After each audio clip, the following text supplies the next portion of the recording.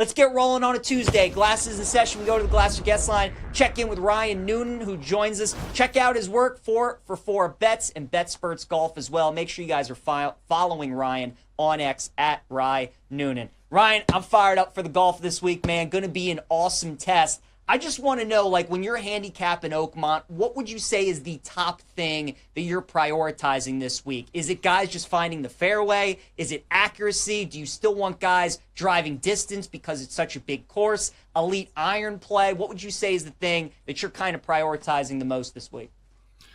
It's a great question and the lazy answer, but I think the important answer is that the U.S. Open test is really designed, and Oakmont specifically, tips to tails, to really, you need to have the whole bag, Pete. Like you can't really fake it out there. It is a unique, event in space, particularly because we've, seen this event really cater to distance over the last handful of years in different U.S. Open setups. Oakmont is a little bit more challenging. It is from a par to yardage standpoint, it is a long golf course still. At 7,400 yards is a par 70. You obviously don't have those 2 extra par 5s out there, so par 4 scoring becomes really important.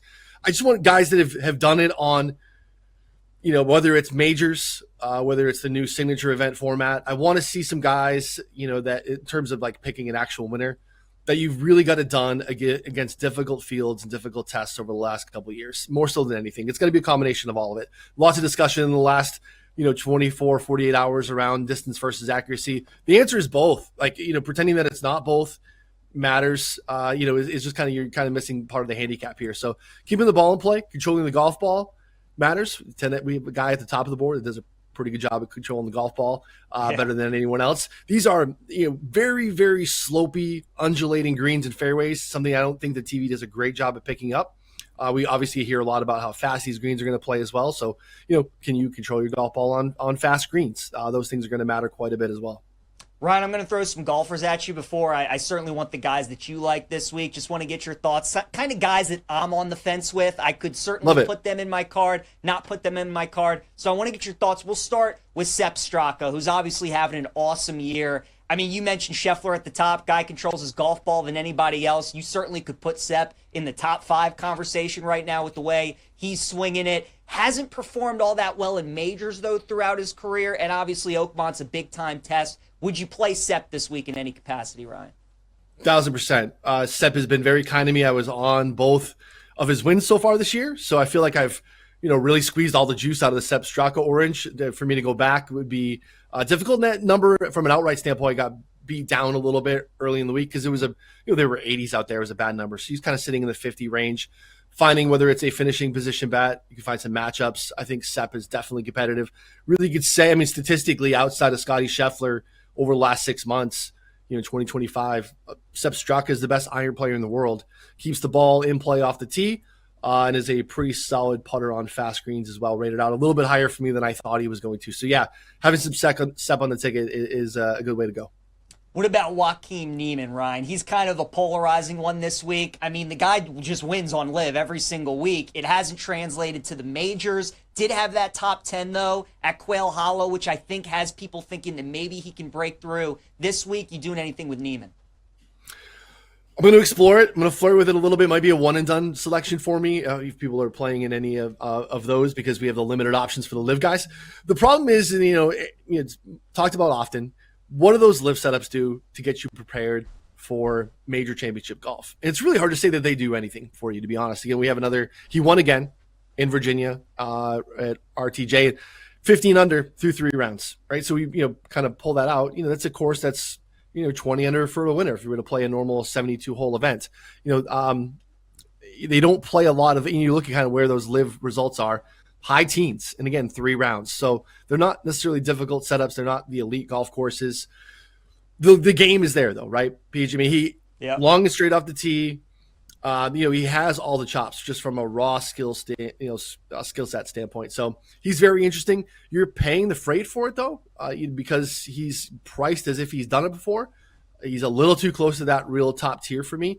So I'm not sure how to play it, but he is of interest to me. Just the number, I don't think I like the pricing on Niemann right now. What about Keegan Bradley? He's obviously the Ryder Cup captain. This is interesting. Keegan, I think, is a guy I want to target first round 3 ball, right? Like early on in the tournament. Don't know if I want to invest in him all 4 days. What do you make of Keegan this week? Love Keegan. The high ball flight is going to fare well here. Obviously, these are greens. You think about fast putting, like it's hard to hold too. So it really impacts the entirety of the game. It's not just off of the fast putts. It's firm and fast on approach shots too. So Keegan's really high apex distance is a good combination here. Playing really good golf. Likes difficult tests. Likes Northeast golf. Finding ways to get in on Keegan. Maybe you're right. Maybe it should just be maybe some first round leader sprinkles, first round top 20, something like that, depending on what we see weather, if there's any weather draw stuff. I'll definitely have some Keegan. I'm a sucker for him, pretty much every week, to be honest. I like it. Ryan, I think this guy's giving me the most trouble. Shane Lowry, you doing anything with him this week? I really could make the case for betting him or just staying away completely. Yeah, not picking him to win, but we roll back to 2016 and we look at the leaderboard heading into the final round, and Shane Lowry had a lead by margin. And if it ends up being a spot where maybe distance isn't as important and maybe accuracy is rewarded more, Lowry's just going to keep the ball in play. He's probably not going to play himself out with too big, big numbers. The putting could be real wonky. And that kind of keeps him out sometimes on Sundays where things get a little bit tighter.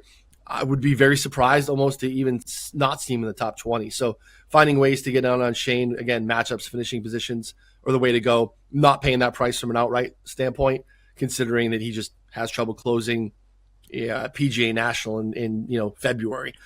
So him doing it on the big stage is something that I can't pay 33 to 1 for. So, but again, he'll be in the mix. Fantastic fit. We're talking with Ryan Noonan here on Send It In. Give Ryan a follow on X at Ryan Noonan. All right, so Ryan, I gave you some golfers that I'm interested in this week. Who are some other guys that you love this week at Oakmont that you'll be betting? Going down the board, staying in that range of guys that you can get maybe a little bit further down. I think it's going to be a nice Russell Henley week. I think whether you're playing like daily fantasy or even looking at trying to build out your betting card, like skill stacking is something we should probably be thinking about. Like if we're not really sure if it's going to be distance or accuracy, I think kind of building around those structures of not knowing, pretending that you're right and going all in. The Sepp Strakas, the Shane Lowrys, the Corey Connors, Russell Henleys of the world, who are fantastic golfers, top 25 golfers in the world, keep the ball in play off the tee, elite iron game, and pretty much don't have, a weakness, right? They might not have the distance to hang with the top of the board, but they're really going to be competitive. And we've seen this for Henley in particular over the last couple of years. Really strong showings. He's got a top 5 at the Masters in the last 2 years. Open Championship very much in the mix last year. Pinehurst, he was inside the top 10 to finish. Won at Bay Hill, of course, that people would not typically pick to be a Russell Henley track because it's just too long for Henley compared to where he is off the tee. But again, just doesn't being in the fairway at Bay Hill is paramount, and that I think is going to be the case this week. So whether that's a top 20 bet or something like that, I think Henley is very, very much in play. Again, Corey Connors, another guy that I mentioned in there as well. Going a little further down the board, maybe a sleeper. Maybe you have each way betting options, or you're looking for like a long shot in without Scheffler or without the big gun markets. I really like Bud Cauley this week. Bud Cauley's playing really, really good golf. When I use our rabbit hole at BetSperts Golf to filter out some performances in like difficult scoring conditions or when it's difficult to gain in ball striking, Bud Cauley's inside the top 10 in the last 36 rounds of ball striking in difficult golf courses. He's a fantastic lag putter, particularly on fast greens. That's going to matter. These are mammoth greens, very tiered surfaces too. So, the 3-putt rate is like 3 times the normal event. And Bud Cauley's get some pretty positive stats in terms of lag putting. So I think that's going to matter quite a bit. You're going to be able to get I think he's over 2 to 1, even right around 2 to 1 to finish inside the top 40. So Bud Cauley's one of my bomb sleeper sprinkles this week. I like it. Anybody on the other side of the coin, Ryan, that you would look to fade? Maybe that you're targeting in matchups. Maybe you're betting them to miss the cut. Anybody you think could struggle this week? Yeah, at the top, you're going to be able to find a good amount of options probably to get in against Justin Thomas. A little worried about Justin Thomas off the tee here, keeping the ball in play. He's aggressive, and sometimes that can be a real problem here because the problem that you're going to have here, it's going to bring doubles and triples into play, is when say a guy even takes less than driver off the tee, finds himself in the thick stuff, and then tries to get really aggressive with that second shot. And all of a sudden the third shot's also coming from the thick rough, and maybe you're even in a worse spot than you were in the second shot. So I worry about course management pieces here with JT keeping the ball in play. I mean, he obviously has elite skill set, but we're gonna have to find reasons and skills that whether it's tendencies to cross guys off. JT is going to be very much available in matchups against the Russell Henleys of the world, against Keegan, against Ludwig, Sepp. So those would be guys I'd rather have than JT to target this week. Very good. Ryan, I'll leave you with this, sir. The winner of the 2025 U.S. Open at Oakmont will be? By margin, Scottie Scheffler. Find ways to get in on Scheffler, whether it's wire to wire. Scheffler by 3+. I know, I'm sorry. It's boring. He's the best player in the world. He's like plus 280. It's not really fun. But the reality is he controls his golf ball significantly better than everyone else. When you look at strokes gained, difficult golf courses over the last couple of years, he laps the field. He really is in his own tier. So finding ways to get in on Scheffler by margin, I think, is an interesting way to go about it. I know it's not fun to root for the house, like root for the house in blackjack, but it is what it is. He's fantastic at the game, and you're going to watch it and you're going to want to have a ticket some way. You know what is fun, though, Ryan, is cashing tickets. And Scottie's just that good. He's been certainly doing a lot of that here as of late. Ryan Noonan, make sure you guys are following him on X at Ryan Noonan, and check out his work, 4for4 Bets and Bet Spurts Golf as well. Ryan, this was awesome, man. Enjoy the week of golf. We'll catch up again soon. You too, PJ. Enjoy it while you're out there, buddy. Yep, appreciate it, man. All right, guys, let's keep it rolling here on Send It In. We got Nick Kenyon joining us here a little bit later on in the show. We'll get his thoughts on the U.S. Open as well. I told you guys a bunch of the golfers that I like, again, coming up at Oakmont. Bryson would be my pick. He's the guy that I'm looking at. He's won at Wingfoot. He's won at Pinehurst. He's won at two really difficult golf courses. And, I think he likes the challenge. I know he likes the challenge of Oakmont. It's all going to come down to the driver this week for Bryson, right? He obviously bombs it a ways, and the rough is brutal at Oakmont. So if he keeps it in the fairway, he's going to have a great opportunity. So I think he's going to be the winner this week. I like him plus 750, plus 800. He would be the guy that I would look at. Talked about Xander yesterday, last 8 U.S. Opens. He's finished top 15 in all 8 of them. So certainly look at Xander top 20, top 10 this week. I think he's a great guy to look at. Sepp Straka has been one of the better players in the PGA Tour that not enough people are giving credit for this week. Sepp's at 40-1. Certainly think there's a chance that he could win, but like Sepp, top 20, top 10 as well. And then some of the longer shots. Tommy Fleetwood, Tony Finau, guys like that. Guys that I would never bet to win a U.S. Open, but certainly guys that I would look at top 20, top 10. You look at Finau's career, guys, and he just plays well on tough courses. When the U.S. Open was at Shinnecock, when it was at Wingfoot, when it was at Pinehurst, Finau finished top 10 on all those golf courses at Quail Hollow at the PGA Championship. He had a great showing there when it was playing difficult. Tony plays well on tough courses. He doesn't win, but he does get inside the top 20, top 10, so I'd look at him there. Tommy Fleetwood, same thing. When the U.S. Open was at Shinnecock, he finished second there. He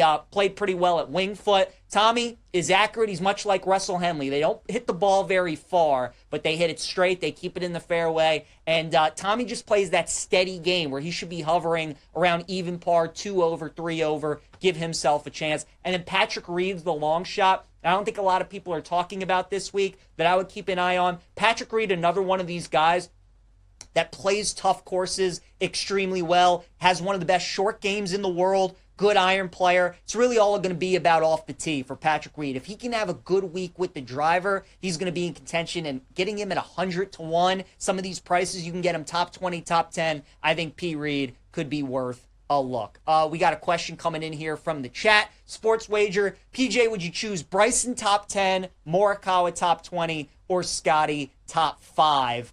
I mean, it would certainly be Scottie or Bryson. I think, though, Bryson's price is a little better, and you're more room for error there at the top 10. So I would probably go with Bryson over Scottie, but honestly, sports wager, I mean, either of those choices, I think you'll be good. Would not take Morikawa this week. And then my best bet, folks, Bryson DeChambeau is winning the U.S. Open at plus 750. He's winning it for the third time. He won at Wingfoot. He won at Pinehurst. Bryson put out a 48-minute YouTube video last week. I highly recommend everybody to go watch it before the tournament starts. He plays all 18 holes, and you really get to go through and see the course, and you also get to see how he thinks around the course. And Bryson played really well. He was hitting the fairways. His irons were good. His speeds on the greens were good, and he still shot even par. But if he shoots even par all 4 rounds, he's going to win the U.S. Open. So give me Bryson at plus 750. All right, let's get to the U.S. Open card at Oakmont. Told you guys I like Bryson. Also going to bet Sepp